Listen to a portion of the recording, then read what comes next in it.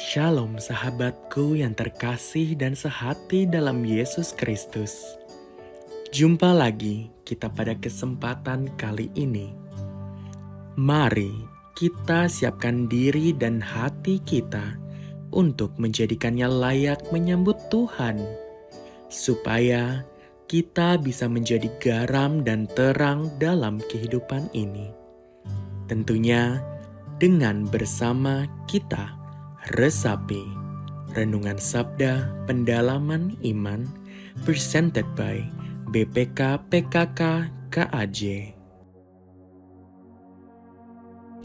Bacaan dari Injil Matius bab 14 ayat 1 sampai 12. Pada masa itu sampailah berita-berita tentang Yesus kepada Herodes, raja wilayah. Lalu ia berkata kepada pegawai-pegawainya, "Inilah Yohanes Pembaptis. Ia sudah bangkit dari antara orang mati, dan itulah sebabnya kuasa-kuasa itu bekerja di dalamnya." Memang Herodes telah menyuruh menangkap Yohanes, membelenggunya dan memenjarakannya, berhubung dengan peristiwa Herodias, istri Filipus saudaranya. Karena Yohanes berkali-kali menegurnya katanya, "Tidak boleh engkau mengambil Herodias." Walaupun Herodes ingin membunuhnya, ia takut akan orang banyak yang memandang Yohanes sebagai nabi. Tetapi pada hari ulang tahun Herodes, menarilah anak perempuan Herodias di tengah-tengah mereka dan menyenangkan hati Herodes, sehingga Herodes bersumpah akan memberikan kepadanya apa saja yang dimintanya. Setelah dihasut oleh ibunya, anak perempuan itu berkata, "Berikanlah aku di sini kepala Yohanes Pembaptis di atas sebuah piring." Lalu sedihlah hati raja karena sumpahnya dan karena tamu-tamunya diperintahkannya juga untuk memberikannya. Disuruhnya memenggal kepala Yohanes di penjara, dan kepala itu pun dibawa orang di sebuah piring besar, lalu diberikan kepada gadis itu, dan ia membawanya kepada ibunya.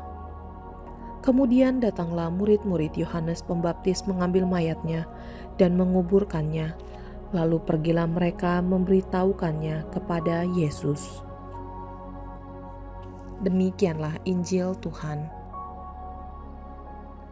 Maka setelah dihasut oleh ibunya, anak perempuan itu berkata, "Berikanlah aku di sini kepala Yohanes Pembaptis di sebuah talam." Shalom saudara-saudara terkasih. Pada hari ke-6, pekan biasa ke-17, Injil hari ini diambil dari Yohanes 14 ayat 1 sampai 12. Dan bacaan pertama diambil dari kitab Nabi Yeremia bab 26 ayat 11 sampai 16, dilanjutkan ayat 24. Masih ingatkah teman-teman, setiap tanggal 24 Juni, gereja secara khusus merayakan hari raya kelahiran Santo Yohanes Pembaptis. Dari kisah kelahiran Santo Yohanes Pembaptis, banyak hal yang bisa kita renungkan. Hari ini, perikop berjudul Yohanes Pembaptis dibunuh, dengan dipenggal kepalanya oleh Herodes. Banyak hal pula yang kita bisa renungkan. Yohanes Pembaptis datang, ia mewartakan sukacita, mempersiapkan jalan Yesus Kristus. Pun sebagai seorang nabi, Yohanes Pembaptis memberitakan kebenaran, menegur Herodes akan kesalahannya. Kata Yohanes kepada Herodes, "Tidak halal engkau mengambil Herodias sebagai istri." Akhirnya Herodias menaruh dendam kepada Yohanes Pembaptis. Datanglah kesempatan untuk membalas dendam melalui anaknya yang dihasut oleh Herodias untuk meminta kepala Yohanes Pembaptis. Permintaan itu diberikan pada Herodes setelah anaknya tersebut menyukakan hati Herodes melalui tari-tarian di hari ulang tahun Herodes. Yang mana Herodes menjanjikan apa saja yang diminta oleh anak Herodias itu akan dipenuhi. Akhirnya, dari hasutan Herodias tersebut, dipenggallah kepala Yohanes Pembaptis. Dikisahkan pula bagaimana Nabi Yeremia di kitab Perjanjian Lama. Yeremia 26. Dalam perikop, Yeremia mau dibunuh karena menubuatkan kemusnahan bait suci. Juga ingin dibunuh setelah memberitakan kebenaran, mengatakan nubuat Tuhan apa adanya. Perkataan Nabi Yeremia ini sangat menyinggung perasaan hati para imam, para nabi, rakyat, dan pemuka agama. Dikatakan di Yeremia 26 ayat 13. Oleh sebab itu, perbaikilah tingkah lakumu dan perbuatanmu, dan dengarkanlah suara Tuhan Allahmu, sehingga Tuhan menyesal akan malapetaka yang diancamkannya atas kamu. Dari kisah pembunuhan atau kematian Santo Yohanes Pembaptis, dan kisah pencobaan pembunuhan Nabi Yeremia, kita diajak menyadari bahwa bagaimana sikap kita menanggapi ajakan pertobatan melalui sesama kita. Apabila kita mendapat teguran atas ketidakbenaran, atas ketidakadilan yang kita lakukan terhadap sesama kita, apakah kita mau berbalik arah kepada pertobatan? Ataukah kita menjadi keras hati, membalas dendam, menaruh emosi negatif, bahkan menghasut balik orang tersebut? Kita pun menyadari, memberitakan kebenaran dan keadilan memang ada resikonya. Menjadi dibenci orang, tidak disukai, dikucilkan, difitnah balik, terjadi pembunuhan karakter, dan sebagainya. Tetapi, bukankah tidak memberitakan kebenaran dan keadilan juga ada risikonya?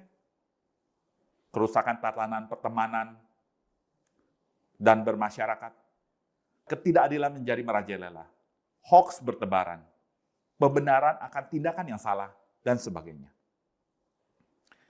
Bukankah dalam Yakobus 4 ayat 17 dikatakan, jadi jika seorang tahu bagaimana ia harus berbuat baik, tetapi ia tidak melakukannya, ia berdosa. Refleksi bagi kita. Beranikah kita tetap menyuarakan kebenaran dan keadilan di tengah masyarakat kita? Maukah kita dalam bimbingan Roh Kudus tetap berbuat baik dalam keseharian kita? Marilah kita berdoa. Dalam nama Bapa, Putra, dan Roh Kudus. Amin. Bapa kami di surga, puji dan syukur kami aturkan kepadamu atas firman yang Engkau tanamkan dalam hati kami hari ini. Lalu kisah kematian Santo Yohanes Pembaptis dan pencobaan pembunuhan Nabi Yeremia, kami belajar keteguhan iman dan hati untuk tetap menyuarakan kebenaran dan keadilan yang berasal dari-Mu ya Tuhan. Tambahkanlah keberanian kami selalu, untuk kami selalu menjadi duta pertobatan dan kebenaran dalam hidup kami kepada sesama dan alam ciptaan-Mu. Dan kuatkanlah kami ya Tuhan dalam memperjuangkan keadilan dalam hidup kami. Bapa, doa ini kami aturkan dengan pengantaran Kristus, Tuhan dan Juru Selamat kami. Amin. Dalam nama Bapa, Putra, dan Roh Kudus. Amin.